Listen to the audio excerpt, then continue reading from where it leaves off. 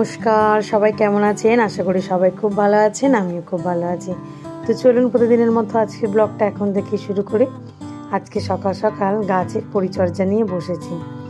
গাছগুলো এত সুন্দর হয়েছে, আবার তার সাথে বৃষ্টিতে আরোই বেশ পরিষ্কার পরিচ্ছন্ন হয়ে গেছে। প্রতিদিনের তো একটা ধুলো ময়লা পড়ে গাছের পাতার মধ্যে, কিন্তু গতকালের বৃষ্টিতে একদম পরিষ্কার হয়ে গেছে গাছের পাতাগুলো। জানেন, শুনলাম কোথাও কোথাও নাকি আবার শিলাবৃষ্টিও হয়েছে। তবে এবছরে এতই মুকুল ধরেছে, আমও হয়েছে, কিন্তু এত বৃষ্টি ঝড় হলে তো সেগুলো থাকবে না। তো কি হবে কি জানি। তবে আমাদের এখানে হয়নি শিলাবৃষ্টি, হতেই বা কতক্ষণ। এবারে তো এই ঝড় বৃষ্টির দিনই এলো, তাই না বলুন? ইলেকট্রিক চলে যাবে, ঝড় হবে, আজকে এই ঝড়ের নাম, কালকে ওই ঝড়ের নাম, এগুলোই রোজ শুনতে পাবো ফোনে, টিভিতে, তাই না? আর খবরের কাগজ তো তেমন একটা পড়াই হয় না। যা কিছু এখন আপডেট সব ফোনেই মানুষ পেয়ে যাচ্ছে। চলুন কাজকর্মগুলো সারি। আজকে মোটামুটি টুকটাক কাজকর্ম হয়ে গেছে। এবারেই কাচাকুচি কটা ছিল, ভেবেছিলাম আজ কাচবো না, আবার দেখলাম আকাশটা বেশ পরিষ্কার হয়ে রোদ্দুর বেরোচ্ছে, তাই কাচলাম। কাচার পরে দেখছি আবার মেঘ করে গেল, কী যে হবে জানি না। তবে আজকেও শুনছি বৃষ্টি হওয়ার সম্ভাবনা আছে। তো আজকে যদি বৃষ্টি হয়, মনে হচ্ছে কাল থামবে না, তাই জন্যই আজকেই কাচাকুচিটা করে নিলাম। ভেবেছিলাম কাল করব, কিন্তু ভাবলাম না, দুদিন ধরে শুকাক। অনেকটাই বেলা হয়ে গেছে, এবারে আমি স্নান করে পুজো সারবো, কারণ আজকে আবার শনিবার আর বড় বাবার বার আছে আজকে। এই মাসের আজকেই আমি বড় বাবার বারটা করে নেব, কারণ সামনেই শিব চতুর্দশী আর অমাবস্যা। আর আপনারা তো জানেন এই বড় ঠাকুরের বারটা অমাবস্যার আগেই করতে হয়, এটা অন্ধকারেরই পুজো। তো চলুন, এমনিতে সন্ধ্যাবেলা পুজো হয় সবাই জানে, কিন্তু আমাদের এখানে তো দুপুরেই হয়ে যায়, তো সেই জন্য আমরা দুপুরবেলাতেই করে নিই। তো অসীমাও জামা কাপড় শুকাতে দিতে এসেছে, ও বাড়িতে গিয়ে স্নান করবে বলল। তারপরেই দুজনে ফল কেটে তারপরে জোগাড় জাতি অনেক কিছুই তো থাকেই, তো সেই পুজোর সামগ্রীগুলো সব সংগ্রহ করে নিয়ে তারপরে এই সামনে একটা মন্দির আছে, সেখানে ধূপ মোমবাতি জ্বালিয়ে তারপরে আমরা যাব সেই দূরের মন্দিরটার উদ্দেশ্যে। চলুন আপাতত এখন স্নান টান সেরে পুজোয় বসি। মোটামুটি অল্প অল্প জোগাড় করেছি, এখনও সিন্নিটা গুলতে বাকি আছে। গতকাল ফল কিনতে গিয়ে দেখি কলাই পাওয়া যাচ্ছে না, জানেন, তাই এই সুন্দর সুন্দর কলাগুলো কিনতে হলো। মানে শক্ত যেটাকে বলে আর কি। কলাগুলো দেখতে সুন্দর কিন্তু খুবই শক্ত, শীতের কলা তো সেই জন্য। কিন্তু সিন্নির পক্ষে এগুলো খুব একটা উপযুক্ত নয়। সিন্নির জন্য একদম নরম যে কলাগুলো হয়, কালো কালো হয়ে যায়, সেগুলো হলে আরোই ভালো হয়। তবু যেগুলো নরম পুরো পুরষ্ট পাকা, সেগুলোই সুন্দর হয় সিন্নিতে মাখতে। কিন্তু এগুলো বেশ শক্ত শক্ত, জানেন, প্রায় একটু সবুজ সবুজ ছিটও আছে গায়ে, কিন্তু কি করা যাবে, একদমই পাচ্ছিলাম না, তো এগুলোই নিতে হলো। তো চলুন আমি দুজনেরই সিন্নিটা মাখিয়ে নিই, তারপরে যাব। আবার হঠাৎই ফোন আসলো যে ঠাকুরমশাই নাকি আজকে আবার পুজো করবে না, সে এক সমস্যা।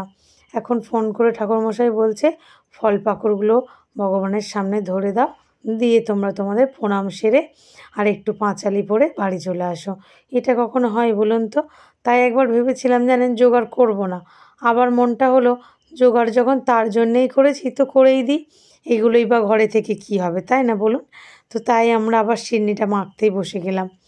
তো আজকে তো তাহলে পুষ্পাঞ্জলি হবে না, শুধু প্রসাদের ডালাগুলো সামনে ধরে একটু ভগবানকে মনে মনে ডেকে আর পাঁচালিটা পরে বাড়ি চলে আসব। তো চলুন, তাই বা দেরি করে কি হবে, যেতে যখন হবে। তো এমনিতেও পুজো সেরে আসতে প্রায় আমাদের 2-2:30 বেজে যায়, কিন্তু আজকে অতটাও সময় লাগবে বলে মনে হয় না।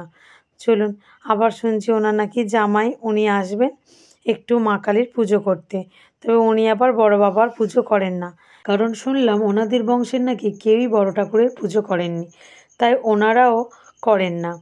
তো কি করা যাবে, উনি শুধু মা কালীরই পুজো করবে। ওখানে যেহেতু মা আছে, একটা প্রতিদিন জল তুলসীর ব্যাপার আছে তো মন্দির, তো সেই জন্য উনি ওই পুজো করতে আসবেন। তো দেখা যাক কতক্ষণে আসে, আমরা আপাতত রওনা দিই, তারপরে যখন আসবে। আমরা একটু অপেক্ষায় নয় ওনার জন্য করব, অন্তত একটু তো পুজোটা হবে, তাই না বলুন? চলুন, আমার মোটামুটি এদিকে পুরো সাজানো রেডি হয়ে গেছে। শেষে সিন্নিতে যেটা দিতে হয় সেটা হচ্ছে মধু। এই সিন্নিকে কিন্তু আবার মধু পাকের বাটিও বলা হয়, জানেন। তো একটু আদাও ছড়িয়ে দিয়েছি। এবারে উপর থেকে একটু এই মুগের ডাল আর ছোলা ভিজোনা মটর ভিজোনাটা ছড়িয়ে দেব সুন্দর করে। তবে ডালিম নিয়ে আসলে খুবই ভালো হতো জানেন, আরও সুন্দর দেখতে লাগতো। ডালিম ফলটা লাল তো সেই জন্য। কিন্তু কালকেরে আমার মন মেজাজটা একদমই ভালো ছিল না। বাজার করতে গিয়ে ডাক্তার দেখাতে হয়েছে, আর ডাক্তার দেখিয়ে ফেরার সময় এই বাজার করা। তো সেই জন্য যা পেয়েছি সামনে মাথায় দুপুরবেলা তাই নিয়ে চলে এসেছি মন্দিরে মা আর বাবাকে দেখতে। এই দেখুন, এটা নতুন ঠাকুরমশাই যিনি পুজো করেন, উনি নয়, ওনার জামাই। তো মোটামুটি হয়ে গেছে আমাদের পুজো সারা। এবার আমি পাঁচালিটা পরে আমরা বাড়ির দিকে রওনা দেব।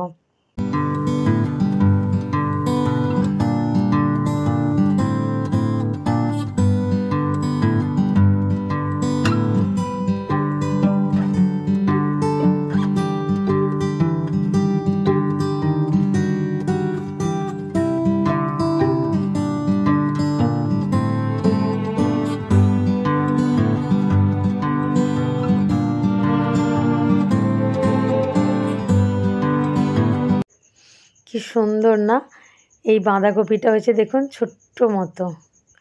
তো আজকে মনে হলো চাষের কিছু সবজি তুলি। দেখুন কত সুন্দর পালং শাক, মানে একদম শেষের পথে নষ্ট হয়ে গেছে, তা থেকেই বেছে বেছে নেওয়া, কিন্তু খুব সুন্দর। পাতাগুলো ততটাও পোকা লাগেনি কিন্তু, তবে শীষওয়ালা পালং শাকগুলো বেশ শক্ত হয়ে গেছে, আর এই ওলকপিটাও বেশ শক্ত হয়ে গেছে। চলুন এগুলো দিয়েই ভাবছি কালকে একটা সুন্দর করে গোটা ষষ্ঠীর মতো চচ্চড়ি বানাবো। তো একটু পালং শাক নিলে তো হবে না, এর সাথে লাগবে একটু লাউ শাকও। আর ধনে পাতাটাও শেষের পথে দেখুন একদম ছোট্ট ছোট্ট হয়ে গেছে। তো এর থেকে কয়েকটা পাতা সবুজ সবুজ দেখে তুলে নিচ্ছি, কারণ বেশিরভাগটাই লাল হয়ে মানে হলুদ মতো হয়ে শুকিয়ে এসেছে।